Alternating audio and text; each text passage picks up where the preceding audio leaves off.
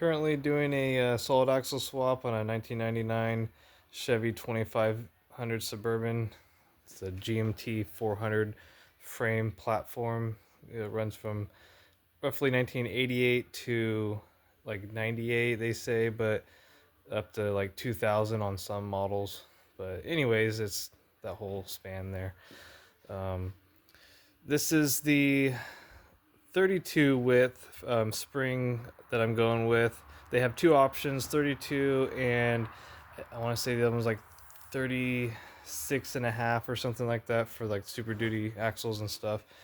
Um, the 32-inch width is like all the 73 to 91s, you know, like square body, and some like the late 70s Fords run that narrower axle. I don't see why you couldn't use the 73 to 91 Chevy axle with this and then just changing your transfer case to the passenger side drop.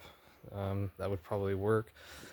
And also the reason for this video is all the other videos I saw, it was already done, and they did, you know, do a pretty good walk around talking about it already done, but none of them actually showed like what you have to do to use the kit or put the kit on yourself, or what it entails to doing it. So I'm going to kind of go over some of that today with you guys, just because that's some of the questions I had. I did a lot of research and didn't really find the answers I had, so hopefully maybe this will help some of you guys and answer some of your questions too. So let's get started. Alright, I started with taking out all the IFS BS and got rid of all that stuff. Front differential came out, of course, and I haven't quite finished this side, but this is basically what you do. Just start cutting out the old stuff. If you're gonna be going smooth frame, like not using a brace, then you probably gotta be pretty careful and get it pretty clean.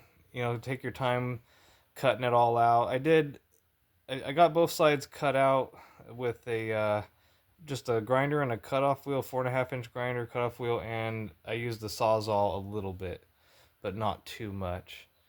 I'm going to be doing a frame brace, and so I don't have to get too fancy with getting it all cut off, and I'm building my own frame brace. They do sell a frame brace that's pretty nice, but I'm going to be doing my own here with this GMT400 frame section. It's the 1-ton frame, so it's actually a true 1/4 inch thick, and this is 32 inches long, and it is just enough to get the job done, because I was able to do the other side, which we'll go over there later. But it's even got a little contour here that actually came in handy, because the frame here has got that same little contour up in this area. If you look at it, it's got it kind of leans in. It's kind of hard to tell in the pictures because it's pretty dirty, but you can kind of see that. Anyways, I use that to my advantage when making it. So anyways, let's go to the other side here. After I got everything cut out, I started making this plate here. I cut I think this was 14 inches long. I can't remember exactly, but I made this piece first, and I see you got the whole top there all the way down, and then I cut the bottom off, and just kind of sort of scarfing at it from there, and just kind of getting it all fit, because I got it fit around that bracket, and just kind of along with that, and then right there. And then after I got it all cut to where it fit really nicely, I spent about, I don't know, 3 or so hours welding it in, nice and slow. Should have only taken just maybe 15-20 minutes to weld this in, but I just took my time so I can let it cool. I didn't hear any clicks or pops in it or anything. I didn't let it get that warm, and so I just kind of took my time and got it welded in good. And so that's why it probably looks pretty crappy, but I don't care, it's strong. I know how strong this is. And so that's basically what I did on this side. And then I kind of got these mocked up so you can see what it looks like with the spring in there. And this is not a stock height spring. This is a 4-inch lift spring. And this spring is application is 1973 to 91 Chevy square body, whatever. And so I got this is the 4-inch springs that Off-Road Design sells too. They do, I think they sell a stock height one, but I'm not sure. But anyways, that's the whole gig here. I'll start with the front mounts here. They use the existing bumper bracket bolts, so that's kind of cool. And then there are these two on the side, the drill. It's actually really easy to get these in. And then there's one in there. I'll show you on this side. I got that one hole drilled there.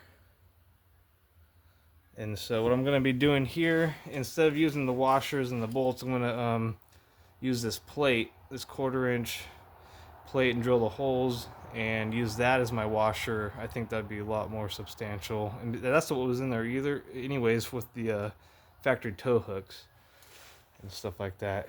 Also, one more thing on that, if this was a 2-wheel drive frame, which you can do this kit with 2-wheel drive, it would have a lot more meat here in this area that you have to cut off and notch. But being 4-wheel drive, you don't have to do any of that, and it's already ready to go.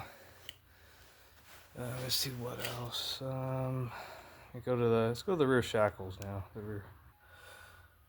All right, so just got this held up with a C clamp, this bracket here, and it will be a little bit more farther forward.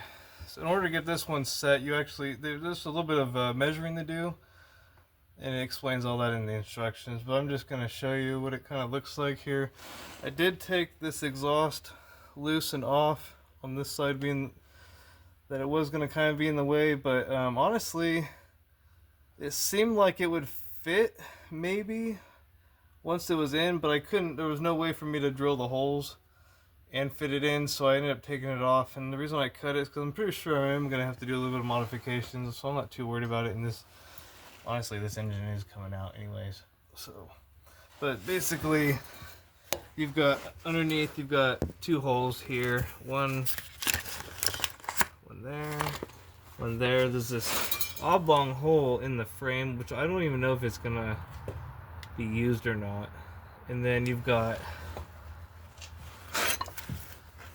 3 there to drill. So you got those 3. You've got, let's see, get stuff out of the way here. You got 2 there. See, there you go. And then there's a couple more. There's one there. Yeah, there's another one there. And I might even be missing one, but that's basically what holds that guy on.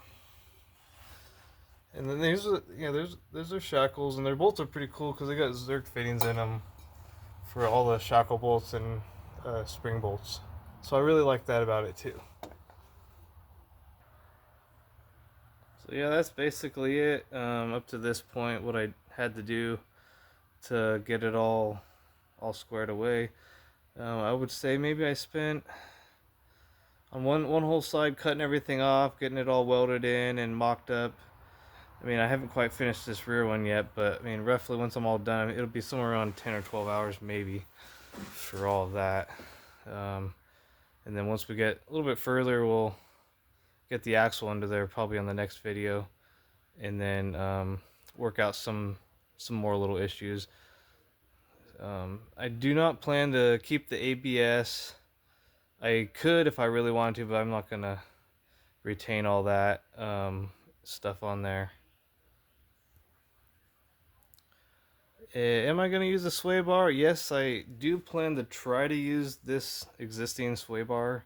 I don't think these links would work, but I'll definitely, I think I can use this sway bar by using some sort of a different link and maybe building a bracket or something on the axle. But I'm not sure how that's all going to work out. The main thing is just to get the axle under there. And while we're at it, let's go over to the axle and kind of show you what I got for that.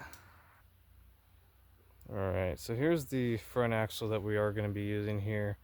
This is a leaf spring converted 2001 Dodge 1-ton dually front axle, Dana 60 here. It's got the dually adapters, which are probably going to be coming off, but I was going to do basically this to that axle over there, but I came up on this one. Some machinist guy put it together. I did a pretty good job on it. And there's 3 inches of lift built into these brackets. I think it's gonna work out pretty nicely. And then here's the rear axle that came with it, but I don't know what the heck happened with the spring mounts on that one. I think some other dude made that because it's not the same quality as this.